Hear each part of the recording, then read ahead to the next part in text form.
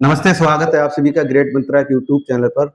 और आध्यात्मिक संवाद के अंतर्गत आज हमारे साथ स्टूडियो में उपस्थित हैं सुंदरलाल गुप्ता, लोकतंत्र रक्षक सेनानी और उत्तर प्रदेश गवर्नमेंट से सम्मानित। सुंदरलाल गुप्ता जी, आपका बहुत-बहुत स्वागत है हमारे स्टूडियो में। नमस्कार जी। आज की जो जीवन शैली है, जी। वो पश्चिमी सभ्यता से ज़्यादा ग्रसित है। हमारे जो भारत में प्रभाव बढ़ रहा है, वो पश्चिमी सभ्यता से बढ़ रहा है। देखा जाए तो अपने जो आचार विचार और व्यवहार हैं भारतीय परंपरा के अंतर्गत, उसे आदमी भूलकर उन आकर्षक चीज़ों पर, उन सभ्यताओं पे जा रहा है जो हमें कहीं न कहीं घातक सिद्ध होंगी। इस पे थोड़ा-सा प्रकाश डालिए। ठीक है, भाई आपने बहुत ही अच्छा क्वेश्चन किया। वास्तव में आज का समाज जिस तरफ बढ़ रहा है, हमारे ऋषि मुनियों की जो पद्धति थी, जीवन शैली को चलाने की, वो सारी ध्वस्त होती चली जा रही है। बहुत चिंता का भी विषय है, क्योंकि आज की न्यू युवा पीढ़ी जिस रास्ते पर जा रही है, ये बड़ा शोचनीय विषय है। धर्म से रहित होती जा रही, धर्म विहीन होते जा रहे हैं और पश्चिमी सभ्यता ने इतना ज़्यादा उसे डुबा दिया है कि नशे में, आनंद में और खाली के समय को खराब करने के लिए अपना जीवन, वो जीवन जिसे मनुष्य शरीर के लिए रामायण में हमारे कहा गया है, भगवान राम कहते हैं, नर तन सम नहीं कवनेउ देही, जीव चराचर जाचते। मनुष्य शरीर जैसी कोई देही नहीं है, लेकिन इतनी बढ़िया सुंदर शरीर के लिए और आज ध्वस्त करते चले जा रहे, नशा में, शराब में, बुरी चीजों में, ऐमालों में। ये बड़ा चिंता का विषय है और कभी कभी इस पे मैं गहनता से विचार करता हूँ, बड़ा सोचता हूँ ये क्या हो रहा है। लेकिन एक चीज बताएं, धर्म का झंडा हमेशा खड़ा रहता है। ऐसे ऐसे व्यवधान आने के बाद फिर एक बदलाव भी आता है। जैसे अभी कोरोना आया, प्रकृति फिर रुष्ट हो जाती है, और जब प्रकृति रुष्ट होती है तो इस मानव को ऐसा दंड देती है, ये मानव फिर रास्ते पे से मजबूर ही आना पड़ जाता है। ऐसा भी है। तो आज हम इसी विषय पे थोड़ी सी एक बात कहना चाहेंगे। जी, स्वागत है। ये भक्ति का पथ बड़ा ही निर्मल, बड़ा ही शुद्ध है और बड़े भाग्यशालियों को मिला करता है। एक क्वेश्चन यहाँ पे और मैं पूछना चाहूँगा। व्यक्ति कहता है कि अगर हम भक्ति मार्ग पे जाएँगे, जी, तो हमारे विकास के रास्ते रुक जाएँगे। उसके कौन से विकास के रास्ते रुक रहे हैं? वाह वाह, ये सोच बड़ी ही निर्मूल है, इसका कोई अर्थ नहीं। भक्ति के रास्ते पे जाने वाले विकास के रास्ते पे कभी नहीं रुकते। जितना भी देखिए, ज्ञान, विज्ञान, पराज्ञान, अध्यात्म ज्ञान सबके देने वाले भक्ति के ही लोग रहे हैं। राजे महाराजे भी जब राज्य चलाते थे तो सलाह उन भक्ति के गुरुओं से लेते थे। एक राज के ऊपर एक राजगुरु हुआ करता था और राजा लोग भी उस राजगुरु से सलाह करते थे, क्योंकि राजगुरु राज्य नहीं चलाता था, राजनीति नहीं करता था, लेकिन जानता था, सोचता था, उससे सलाह लिया करते थे। और राजगुरु जब सलाह देता था, राजा वैसे राज्य करते थे। तो उन राज्यों में संपन्नता भी थी, आनंद भी था, खुशहाली भी थी, और ऐसी कहीं ना कोई गुंडागर्दी थी, ना कोई व्यवधान थे। लेकिन आज ये सोच ही उल्टी हो गई। ऐसा कुछ नहीं है। भक्ति के रास्ते पे आने पे समस्त रिद्धियां सिद्धियां और मदद करती हैं उस बंदे की। सच्चाई है, कहा है। और भक्ति के ऊपर मैं कहना चाहूंगा, जो शब्द बड़े अपने भाई लोग जो भी मेरे जहाँ सुन रहे हैं, जी। बड़े ध्यान से, भाइयों बहनें और बच्चे थोड़ा सा ध्यान दें। मेरी उम्र भी करीब 72 साल लगभग है, 72 ईयर। अब इस उम्र पे दूसरे मैं लोकतंत्र रक्षक सेनानी हूँ, देश सेवा में रहा, समाज सेवा में रहा और आज भी समाज सेवा के लिए तत्पर रहता हूँ। तो मेरे विकास में तो कहीं रुकावट नहीं आई। मेरा विकास हर तरफ, आर्थिक से लेके और शरीर से लेके, मैं पूर्ण निरोगी हूँ। पूर्ण निरोगी उसे कहते हैं जिसने जीवन में कभी अंग्रेजी दवाई नहीं खाई, कोई लफड़ा नहीं किया। पूर्ण निरोगी हूँ इतनी उम्र तक। क्या ईश्वर दया नहीं करता है?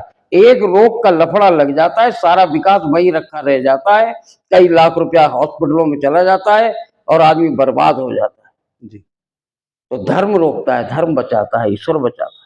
क्योंकि जो धार्मिक इंसान होता है, उसके चारों तरफ आभा, आभा शब्द समझते हैं, उसकी चमक भक्ति की, ओरा, हाँ शुद्ध नाम है ओरा। ओरा घूमता है और वो ओरा उसको बचाता है। वो रोड पे जा रहा है, अचानक ही कोई सवारी आ जाती है और वो एकदम अचानक वो ओरा उसके लिए थोड़ा साइड बचा देता है। लोग कहते हैं अरे कैसे बच गए? बोले मुझे भी नहीं पता किसने, कौन सी ताकत थी जिसने मुझे बचा दिया। भक्ति पथ बड़ा अच्छा पथ है जीवन जीने के लिए। कहा है कि प्रभु शरण में आकर बंदे और चाह रहा तू मान, तुमको कैसे मिलेंगे भगवान प्यारे, कैसे मिलेंगे भगवान। ये रास्ता कैसा है? और दीनता के भाव बिना उसे कोई पाता नहीं। जब तक दीनता नहीं लाओगे भगवान से मुलाकात नहीं होगी। और दीनता के भाव बिना उसे कोई पाता नहीं। कोई नई बात प्यारे तुम्हें मैं बताता नहीं, ऐंठ अकड़ द्वेष कपट जरा उसे भाता नहीं। श्रद्धा और प्रेम की तू माला तो पहना नहीं, साज सज्जा वाला भाव मन से है भगाता नहीं।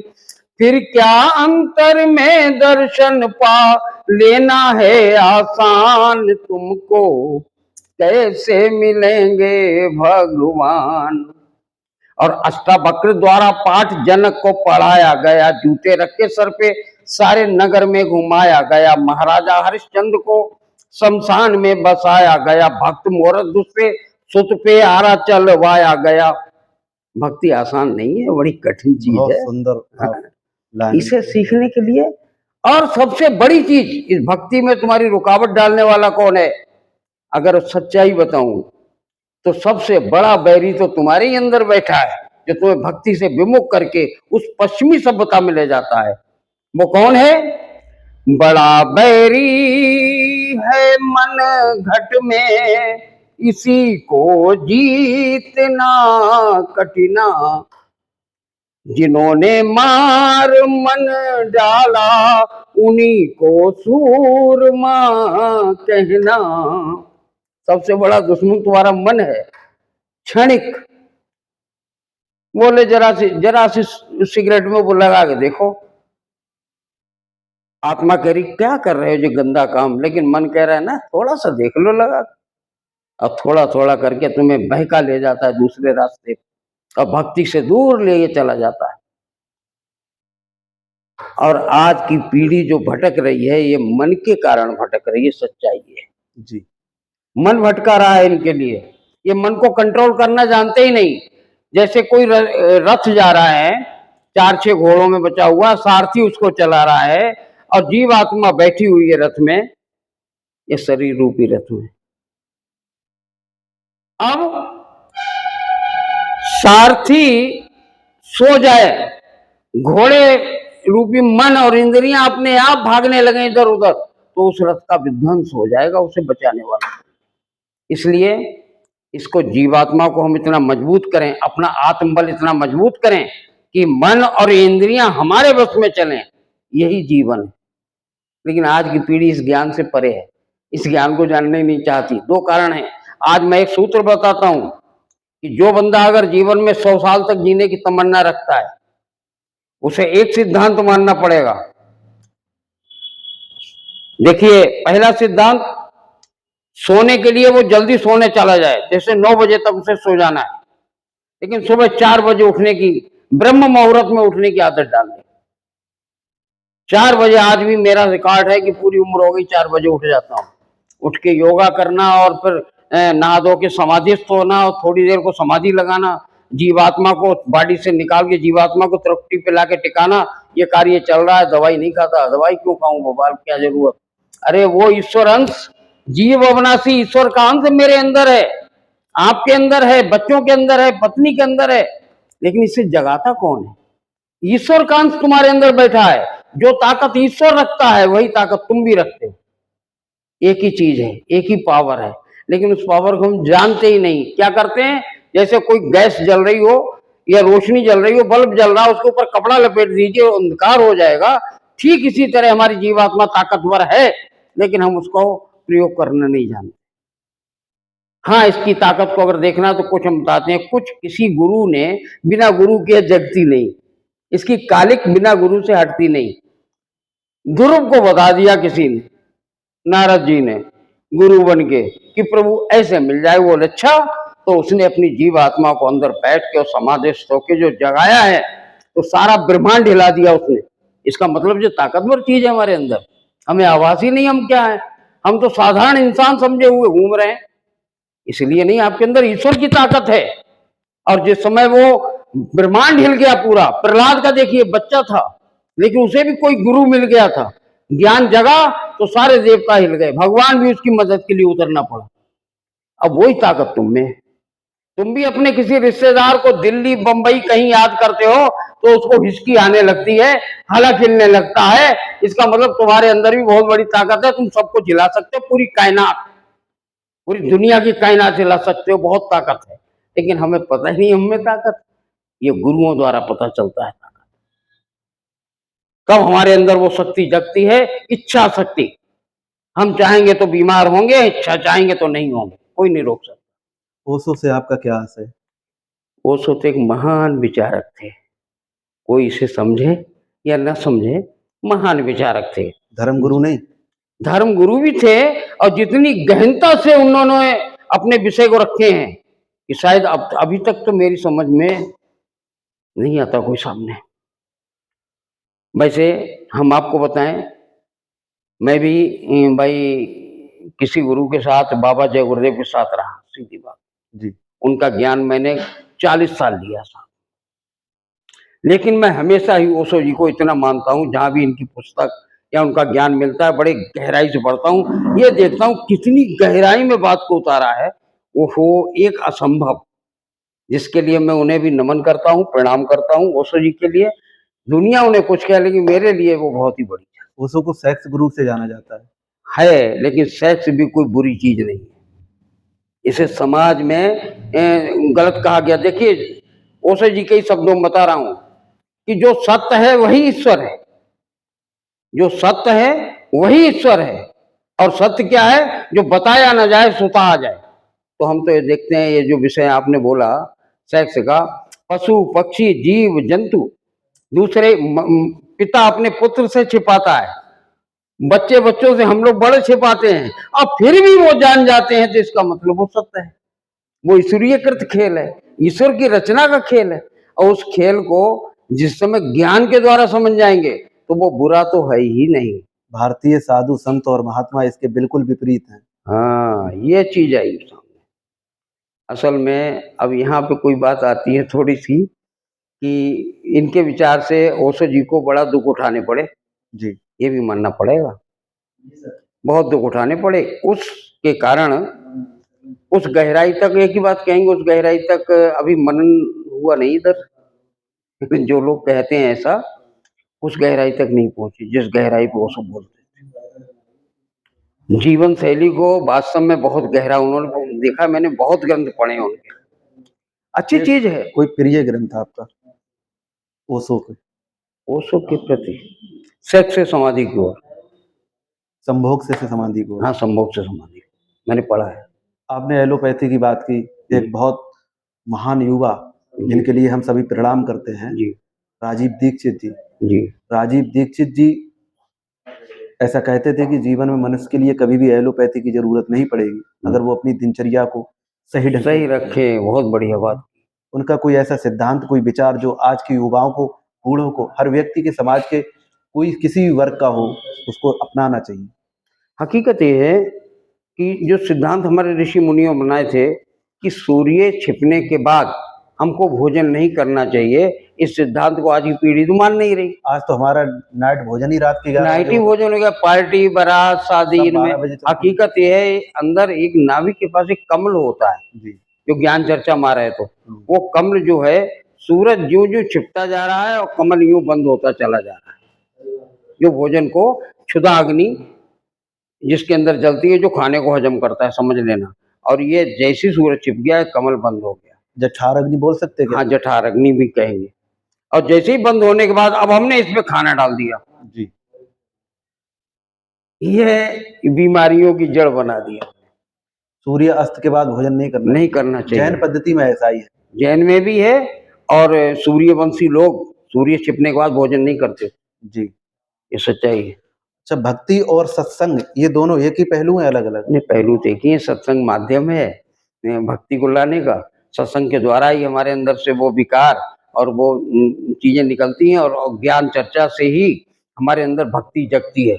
माया भगत सुनो तुम दो, नारी वर्ग जाने सबको, पुन रघुवीर भगत प्यारी, माया खल नर्तकी बिचारी। रामायण में लिखा है भगवान को भक्ति प्यारी है, और माया जो है ये क्यों आई? कहा गया है कि ये तो फिर अध्यात्मवाद में पहुंच जाएंगे हम। अध्यात्म चर्चा ही है अपना विषय। अच्छा विषय है, तो सुनिए फिर।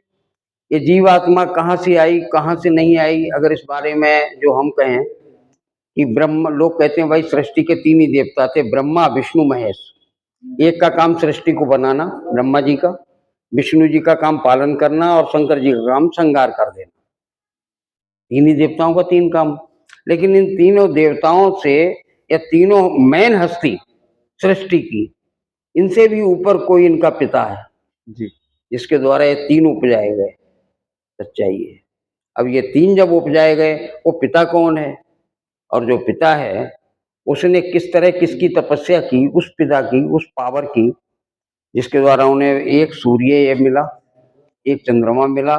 जबकि पिता जो है हमारा आपका जीवात्मा का, कोटिन सूरज चांद सितारे, रोम रोम में करें उजारे, अलख पुरुष करतार तुमको लाखों प्रणाम। वो सत्पुरुष है जिसको हमारे गुरु नानक जी ने भी कहा है, जिसको कहा है कि सतनाम नाम से सतलोक का रहने वाला, सतलोक है उनका स्थान, जो हमारा तुम्हारा वास्तव में पिता है। और उन्होंने इनको अपने वरदान दिया कि बना सकते हो सृष्टि, तो एक सूर्य उधार में और एक चंद्रमा, ये हमारे यहाँ बाबा जी के ज्ञान द्वारा दिया गया है। तो सवाल ये है कि ये सृष्टि जो चल रही है, छोड़, अब यहाँ माया को बिठाला गया कि तुम भटकाओ लोगों को, कि क्यों यहाँ होता क्या था? सतयुग सब योगी विज्ञानी, कर हर ध्यान तरें भव प्राणी। रामायण में लिखा है। यानी सतयुग में ये माया बांध नहीं पा रही थी, जीवात्माएं आई और जब से तपस्या की और सीधा निकल गई। तो भगवान ने सोचा, जो काल पुरुष भी कह सकते हैं उन्हें, जिसे कहा है गीता में कृष्ण ने, हे अर्जुन मैं उग्र काल आया हूं सृष्टि को समेटने। बड़ा रहस्यमयी बात है। लोग कहते हैं कि काल, मैं तेरा काल हूं, काल से डरते हैं, जबकि कृष्ण खुद कह रहे हैं मैं उग्र काल आया हूं। लेकिन श्री कृष्ण खुद कहते हैं मैं अखिल ब्रह्मांड नायक हूँ, अनंत कोटि ब्रह्मांड का पिता मैं हूँ। ठीक, ये सच कहा है। क्यों कहा है? क्योंकि 3 लोक का जो राज्य लिया है भगवान ने, वो डायरेक्ट अवतार उन्हीं का था, कृष्ण। राम भी खुद कहते हैं काल रूप में तिनकर भ्राता, शुभ और अशुभ कर्म फलदाता। रामायण में लिखा है। यानी मैं भी काल आया हूं। इसका मतलब बड़ा गहरा पड़ जाएगा, समाज इसे मानने को तैयार नहीं। जबकि रामायण कहती है कि हाँ, ये काल भगवान के अवतार थे, और सृष्टि में जब जब बैलेंस बिगड़ जाता है, जब जब होए धर्म की हानि, बाढ़ई असुर अधम अभिमानी, तब तब धर प्रभु विविध शरीरा, हरई कृपा निधि सज्जन पीरा। रामायण में लिखा ना। तो सवाल ये है, ये वो शक्ति है जब जब बैलेंस बिगड़ेगा तब तब संभालने आएंगे। अब वो किसी रूप में आ जाए। हम तो आज भी कहते हैं कि बैलेंस फिर बिगड़ रहा है, तो चाहे वो योगी के रूप में आ जाए, चाहे मोदी जी के रूप में आ जाए, हम कैसे पहचान पाएंगे उन्हें? हो सकता है बैलेंस ही बना रही हो। मार्केट में कोई ओरिजिनल चीज आती है, उससे पहले डुप्लीकेट तैयार हो जाती है। क्या ऐसा ही है? अगर मैं अभी आध्यात्मिक गुरुओं के पास जाऊं, मैं ढूंढूं, मैं कैसे पता करूं? समाज में प्रत्येक व्यक्ति अपने आप को सत्य बोलता है कि मैं सत्य ज्ञान देता हूं, लेकिन वास्तव में क्या वो सत्य ज्ञान देता है? क्योंकि हमारे लिए तो हर वो चीज सत्य है, हमने तो देखा ही नहीं है ना। जो हमारे लिए कोई कहने लगे वही सत्य लगेगा, है ना। लेकिन सच्चाई क्या है, हम कैसे पहचाने की तो समस्या आती है। सवाल ये है, जिस गुरु के पास जाने पर हमारे अंदर के जो क्वेश्चन है वो सॉल्व हो जाए, सुलझ जाए, दूसरे को जो हमें पथ दे, पथ देने पे थोड़ा सा मैं सुना दूं अपना। जी। जिस समय बाबा जय गुरुदेव जी से भी मैं नामदान लेने गया, तो वहां उस समय ज्यादा लोग नहीं थे। सन 72 की बात है। सन 72 में काफी लोग बैठे हुए थे उस पंडाल में, बीच में चौकी पड़ी हुई थी, वहां बाबा जय गुरुदेव बैठे हुए थे। अब तो नहीं है, तो शरीर छोड़ गए, वो उनके ऊपर उत्तराधिकारी हैं। लेकिन वहां बैठ के स्वामी जी ने कहा था कि बच्चों, तुमने राम राम शब्द कहा, क्या कि आज तक किसी ने राम को देखा है? तो हम लोग बोले नहीं। तुमने कृष्ण कृष्ण कहा, क्या किसी ने कृष्ण को देखा है? हम लोगों ने कहा नहीं। तो स्वामी जी ने एक बात कही थी कि तुम वक्त के डॉक्टर से तुम्हें दवाई लेनी पड़ी। अगर कोई रमेश नाम का डॉक्टर बैठा हुआ चल रहा है, पब्लिक को बड़ा उससे फायदा हो रहा है, और रमेश खत्म हो जाए तो उसका बेटा आज सुरेश बैठ जाए गद्दी पे डॉक्टर की, तो अब सुरेश से तुम्हें दवाई लेनी पड़ेगी। यानी वो राम अपने युग के महापुरुष थे, कृष्ण द्वापर के अपने महापुरुष थे, लेकिन आज तुम्हें संतों के पास जाना पड़ेगा, वो चीज लेनी पड़ेगी। ये बात तो समझ में आई, सही कहा है। फिर उन्होंने जो नामदान दिया, कहा इसका प्रमाण ये है कि हर समय वेदवाणी ब्रह्मवाणी तुम्हारे अंदर हो रही है, हर समय हो रही है। उसको सुनने के लिए आपके लिए एकाग्र चित्त होकर बैठना पड़ेगा। मैं अभी तुम्हें प्रमाण दिखाता हूं, आप लोग बैठ जाइए, लेकिन कोई बच्चा आंख नहीं खोलेगा। हम भी पहली बार गए थे और दूसरे साइंस के स्टूडेंट थे, बायोलॉजी साइंस पढ़ रहे थे, तो मेरी समझ में बातें कहाँ आ जाएंगी, जैसे आज की पीढ़ी की नहीं आती। तो मैं बैठा तो कहा कि आपको दोनों आंखों के बीच में त्रुटि पे ध्यान लगाना है और अपनी रूह को, आत्मा को ऊपर ले जाना है। फिर एक गजब गैवी आवाज अंदर आएगी, उस आवाज को सुनना है। यहां तक तो मेरी समझ में कुछ नहीं आ रहा था, लेकिन बैठ गए। जब पंडाल में गए तो बैठ गए, और जब हम ध्यान लगाए तो मैंने कहा आज विज्ञान का युग है, बाबा जी कोई यंत्र तो नहीं रखे बैठे, ये धीरे से बजा दें, हम तो आंखें बंद किए, हमें क्या पता क्या है। और वो हम सुने, हम कहें वाह ये तो ऊपर की आवाज है। तो मैंने एक आंख खोल के उस भीड़ में धीरे से देखा, तो स्वामी जी खुद आंख बंद किए हुए समाधिस्थ तो बैठे थे, कहने लगे बच्चा आंख मत खोलो, आंख बंद रखो, चिंता ना करो, ऐसा कुछ नहीं है। बस यहीं से मेरा संशय खत्म हो। और जब मैं फिर पूर्ण मन से, मैं जैसे समाधिस्थ बैठा, यकीन मानना कि अंदर वो शंख घंटा घड़ियालों की आवाजें अंदर से आ रही थी कि मस्ती आ गई उतनी टाइम। जितनी मस्ती वहां आई थी गुरु जी की दया से, वो मस्ती आती आज भी है, लेकिन उतनी पावर से नहीं आती जो उन्होंने दिखा दी थी। इसका मतलब रहस्य संतों के पास ही छिपा है, ये भी ये संतों का विज्ञान है। और आज जो हमारे शरीर में किसी पूरा तारीफ करते हैं लोग, कहते हैं इतनी उम्र तक निरोगी हो, ये दया संतों की है, इसे कोई माने या न माने। धन निरंकार जी वाले बाबा जी का एक्सीडेंट हुआ, हाँ, उन्हें नहीं पता था हमारा एक्सीडेंट हुआ। देखिए एक चीज और सुनिए, ये काल का देश है, तो वो तो काल से परे होंगे। ठीक दूसरे के इलाके में जब आप जाओगे, अभी चाइना चले जाओ, नेपाल चले जाओ, तो उसके सिद्धांतों को मानना पड़ेगा नहीं, फायदे की बात, जो वहां के नियम है। और यहाँ के जो नियम हैं काल भगवान के, वो अपने नियम हैं। ये संत लोग जो हैं सतलोक से आते हैं, संतों के दरबार, तो ये इनके लोक में आके, तीन लोक में, अपने पिता की बात को बताते हैं कि ये जीवो, तुम यहाँ जो भटक रहे हो ये तुम्हारा देश नहीं है। साफ कहते हैं, हर संत ने कहा ये पराया मुल्क है, और इस मुल्क में तुम किराए पे रहने आए हो। ये शरीर उसने किराए का दिया है, किराए का मकान है, एक दिन ये मकान तुमसे खाली करा देगा काल भगवान। इसलिए इसके मकान में रहते हुए युक्ति और जुक्ति से अपना काम बना लो, यानी जीवात्मा जगा लो।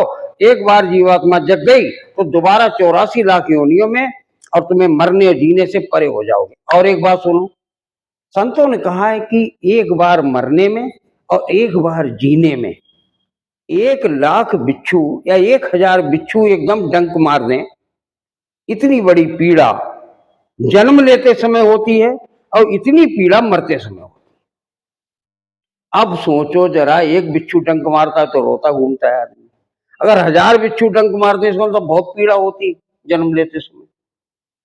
और हम कितनी बार जन्म लिए, 1,84 योनि भुगत कर तब ये पाई काया। 84 लाख योनियां भुगते, यानी हम 84 लाख बार मरे और 84 लाख बार जन्मे। जन्मत मरत इतना मरे, इतने दुख हुए, तो क्या फिर हमें उस 84 में जाने की तैयारी करनी चाहिए? नहीं करनी चाहिए। अब तो हमें अपना मुक्ति का रास्ता ढूंढना चाहिए, अपनी जीवात्मा को इस जंजाल से निकाल के सीधा अपने लोक सत्यलोक जाना चाहिए, और ये संतों की दया के बिना संभव नहीं है। मोक्ष, मुक्ति, सतलोक, गोधाम सब एक ही हैं, अलग अलग? देखिए, ये सब लोक अलग अलग हैं, गोधाम अलग है, सत्यलोक अलग है। सत्यलोक ही हमारा असली घर है, जहाँ जीवात्माएं की संख्या नहीं, वो कितनी आनंद ले रही है, तो वहां से जो यहाँ उतारी गई हैं कुछ संख्याएं दिखाई दे रही हैं। हमारा असली घर सत्यलोक, सत्यलोक के हम वासी हैं। सत्य पिता मेरा पिता है। हाँ, जब तक इस दुनिया में छोड़े गए हैं, एक बात और याद करें, हम जिस चीज को यहाँ ढूंढने में जोड़ने में लगे हैं कि ये मकान बनाना, घर बनाना, ये लेना, वो लेना, हकीकत क्या है? किस काम का ऊंचा जो महल तू बनाएगा, अरे किस काम का ऊंचा जो महल तू बनाएगा, किस काम का लाखों का धन जो तू कमाएगा, रथ हाथियों का झुंड भी किस काम आएगा, जैसा तू यहाँ आया था वैसा ही जाएगा, अरे तेरे सफर में सवारी के खातिर, तेरे सफर में सवारी के खातिर कंधों पे ठठरी का ठेला रहेगा, अरे मन ये 2 दिन का मेला रहेगा, न कायम जगत का झमेला रहेगा। 4 दिन को आए हैं, हंसो बोलो आनंद से रहो, कभी कोई ऐसा कार्य ना करो किसी के दिल दुखे। एक बात बता दूं, ये बॉडी जो है 33 करोड़ देवता इसकी रखवाली करते हैं, तो चल रही है, क्या मेरी, क्या आपकी, क्या संसार के हर जीव की? देखिए, हम ही आप कहते हैं कि ब्रह्मांड पे ब्रह्मा जी बैठे हुए कहते हैं, गले में सरस्वती जी निवास कर रही हैं, हृदय पे शंकर जी बैठे हुए हैं, नाभि पे विष्णु बैठे हुए हैं, गुदा चक्र पे गणेश जी बैठे हुए हैं, सभी देवता रक्षा कर रहे हैं, तो चल रहे हैं उस दुनिया में। अब इतनी बढ़िया बॉडी जिसपे सभी देवता बैठे हुए, अगर थोड़ी बात कह दूं बुरी ना लगे किसी को, ना मेरे लिए कुछ कहे, माफ करना, लेकिन इतना जरूर कहूंगा कि सब देवता बैठे हुए हैं, उसमें इंतजार कर रहे हैं, तुम्हारी रक्षा कर रहे हैं, तुमने उठाई शराब का गिलास उस पर डाल दिया, देवता क्या बैठेंगे? अब इसे भी छोड़ो। देवता भी तो सोमरस का पान करते हैं। नहीं, वो चीज देखिए, उसके लिए समाज ने क्या क्या कहा। ऐसे तो कहा है कि काली देवी वहां वो बकरा काटती खाती थी, ये थी, वो ऐसा है कुछ नहीं। माँ कभी निर्दयी नहीं हो सकती। माँ इंसानों की नहीं, वो जीव आत्मा, जीव जंतुओं की भी है, वो नहीं खाती थी। लेकिन समाज ने वही चीज अपने खाने के चक्कर में क्या क्या किया है समाज ने, ये तो देखो अलग बात है। अब उसमें मांस डाल दें बॉडी के अंदर हम, और फिर कहें हमारे देवता रक्षा करो, हे प्रभु हमें बचाओ, तो प्रभु कहता हम तो अच्छे खासे तुम्हें बचाने अंदर बैठे थे, लेकिन तुमने खुद ही हमें बाहर निकाल दिया, गंदगी उड़ेल दी, तो हम क्यों बैठेंगे वहां? बड़ा गहरी बात है ये। खाने वालों को थोड़ी बुरी लग सकती है, लेकिन भाई हम इसलिए नहीं कह रहे, लेकिन है सच्चाई। एक मुर्दा बाहर जलता है, घर में जब हमारे गिरता है तो सब घर वाले और रिश्तेदार कहते हैं जल्दी ले चलो इसके लिए, वरना ये घर में वो बदबू आने लगेगी, अब जल्दी ले चलो। और एक मुर्दे घर से ले जाके वहां जलाते हैं शमशान भूमि। अब मैं कह दूं कि एक मुर्दा बाहर गिरता है तो उसके लिए लाते हो घर में, तो उसे हम रसोई नहीं कहेंगे, हम उसे भी शमशान भूमि कहेंगे। जहां मुर्दे जलते हैं वो शमशान भूमि होती है। बुरा लगे तो माफ करना, नहीं नहीं, बात सच्चाई सही है। और खाने वाले वहां भी भूत प्रेत बैठते हैं, तो यहाँ भी वही बात। अगर कह दें थोड़ा बुरा लगे, समाज बड़ा उल्टा है, कुछ कहते ही आदमी कहता है वो ऐसा करे, नहीं सच्चाई है, दिल उनका भी मानता है सच्चाई है। बस ये चीज है, बाकी और बताइए क्या बोलना। ये मोक्ष और मुक्ति, ये हाँ सतलोक, इस पे थोड़ा सा मैं जानना चाहूंगा कि मोक्ष में क्या ऐसा होता है जो व्यक्ति देखिए, मोक्ष चाहता है? हाँ देखिए, एक चीज बताएं, धान जो होता है, धान किसान लोग जानते हैं, हम आप भी जानते हैं, धान धान को जब जब खेत में डालोगे वो बार बार जमेगा, लेकिन कभी धान के ऊपर का छिक्कल हटा दीजिए और फिर डालिए खेत में, वो कभी नहीं जमे। यानी इसे कहते हैं मुक्ति। यानी जो माया की परत थी हमारे ऊपर, उसको हमने छिकले को हटा दिया, हम मुक्त हो गए। जैसे छोड़त ग्रंथ जान खगराया, विघन अनेक करे तब माया। माया जान ले कि तुम भक्ति की तरफ बढ़ रहे हो, मुक्त हो जाओगे, दोबारा इस लोक में कभी नहीं आओगे, तो काल भगवान के द्वारा कहा जाता है घेरो इस जीव के लिए जो निकलना चाह रहा है ऊपर, अपने पिता के पास जाना चाह रहा है। छोड़त ग्रंथि, ग्रंथ कहते गांठ, कहा है जड़ चेतन ही ग्रंथ पड़ गई, यदि मृखा छूटत कट नहीं। यानी ऐसी माया में और चेतन में ऐसी गांठ जोड़ गई है जीवात्मा में और माया में कि छोड़त कट नहीं, बड़ी मुश्किल से नहीं छूट पा रही है। लेकिन अब सुनने की बात आई, और छूट भी जाए किसी किसी की, तुम्हें वैराग्य पैदा हो जाए कि दुनिया में कोई मेरा नहीं है, कुछ सच्चा नहीं है, और जैसे ही तुम वैराग्य पैदा करके तैयार हो जाओ कि अब तो मैं भक्ति करूंगा, अब माया को तो पता चल ही जाएगा। तो माया कहती है, बड़ा गहराई समझना, माया है कितनी पावरफुल। गो गोचर जहां लग मन जाई, तहां लग माया जानो भाई। शिव चतुरानंद जाए डराही, अपर जीव के लेखे माई। साधारण आदमी क्या हिम्मत जो माया से बच जाए, लेकिन बच भी जाते हैं। कौन? जिस पे गुरु का साया होता है। वो तरीका बताते हैं माया से कैसे बचोगे। वैसे माया से बचना मुश्किल है। अब परिवार भी क्या माया का हिस्सा है? हाँ, ये माया बनाई जाती है और इनको यूं लगाई जाती है कि उसकी मोह में और ममता में। लिखा है मोह सकल व्याधिन कर मूला, तेहिते उपजत हैं बहुसूला। बड़े कांटे वहीं से उपजते। परिवार के बिना फिर भक्ति क्या संभव है? देखिए, एक चीज है, परिवार को जिसने अगर रहना सीख लिया तो परिवार में रह के भक्ति संभव है। कैसे? कमल भले कीचड़ में खिलता हो, लेकिन उसके बाद कीचड़ का अपने ऊपर असर ना आने दे। अगर हम जब इस ज्ञान में आ जाते हैं कि मेरा परिवार, पत्नी है, बच्चे हैं, इनका हमारा किसी जन्मों का लेना देना, कोई कर्म कर्जा है, ये पत्नी बन के आके हमसे ले रही है, ये बच्चे बन के ले रहे हैं, तो हमें कीचड़ नहीं बांध पाएगी।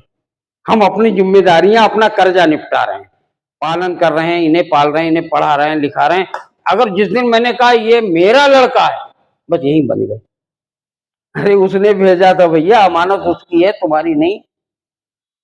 ये लड़का जो भेजा है वो अमानत उसकी है, और तुम्हें जिम्मेदारी दी गई इसको लालन पालन करने की, और तुमने कहा मेरा लड़का। अब तुम दुखों के सागर में डूब गए। अब वो बीमार होगा, दुखी होगा, रोओगे, सर पीटोगे। अरे जब अमानत उसकी थी, बड़ा बढ़िया मौका था जीवन जीने का, कि जो ऐसे ही बीमार हुआ है, प्रभु तेरी अमानत जो बीमार हो गई इसे संभालो, तो प्रभु दया करता। ये तुमने अपनी अमानत बना ली ना, गलती यहां हो गई। ये तो मेरा लड़का है, और जब मेरा लड़का, तो प्रभु कहता निपट अब तो हम दुखों के सागर में डूबते हैं। सच्चाई माया का बड़ा तगड़ा जाल है। वैसे परिवार बुरा नहीं है, परिवार में भी भक्ति हो सकती, क्या हुई नहीं? अरे मतलब राजा जनक विदेही बोले गए। विदेही मतलब जिन्हें देही तक का होश नहीं था, परिवार में थे, लड़कियां भी थी, कन्याएं भी थी। इनको भी छोड़िए, सुखदेव जी महाराज, सबके इतिहास उठा के देखिए, ये परिवारों में रहते हुए वैराग्य विद्या। परिवार में रह के हुए वैराग्य कैसे संभव है? हम अपना टाइम उनके लिए दे रहे हैं, अपनी मनी उनके लिए दे रहे हैं। जब टाइम हमने किसी व्यक्ति को दे दिया तो हम फिर उस टाइम में अपना क्या करेंगे? करते कर्म करो विद नाना, हृदय राख जहाँ कृपा निधाना। जो सब ये ज्ञान के कोने में बिठा के रखिए कि ये सब जिम्मेदारियां प्रभु ने सौंपी है, इनको मुझे निपटाना। एक नौकर जब आता है अपनी दुकान के अंदर, उसे नहीं मतलब है तुम्हारी दुकान घाटे में जा रही, मुनाफे में जा रही, क्या हो रहा क्या नहीं हो रहा है। वो क्या करता है? वो अपनी ड्यूटी निभाता है। जिस दिन हम ये समझ आएंगे परिवार उसने भेजा है, बनाया है, और मुझे जिम्मेदारियां निभानी है, तो आपके ऊपर वो कर्म कर्जा नहीं चढ़ेगा। ज्ञान में रह के अगर आप करेंगे तो कोई पाप नहीं, गृहस्थी में रह के भी बहुत बड़ा काम कर लेंगे। अब गृहस्थी से अलग हटके करेंगे, और हम ये जब जब ये ज्ञान में रहेंगे कि ये तो लड़का मेरा, ये पत्नी मेरी, ये घर मेरा, ये मकान मेरा, तो हम फंस गए माया की जाल में।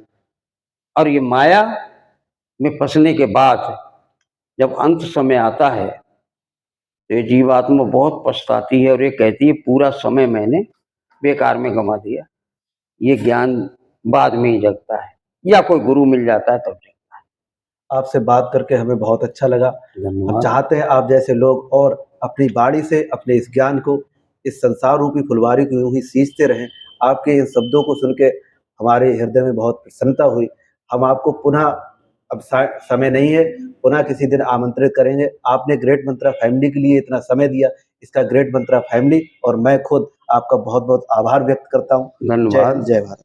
हम तो ये चाहते हैं कि अगर आज की नई पीढ़ी हम धर्म से प्लस हो जाए, जुड़ जाए, तो ये पश्चिमी सभ्यता का नशा धीरे धीरे उतर जाए और हमारी जो पौराणिक सभ्यता थी ऋषि मुनियों की, वो फिर से कायम हो जाए, तो हमारी आत्मा को बहुत बड़ी शांति मिलेगी। जी, आपका बहुत बहुत धन्यवाद।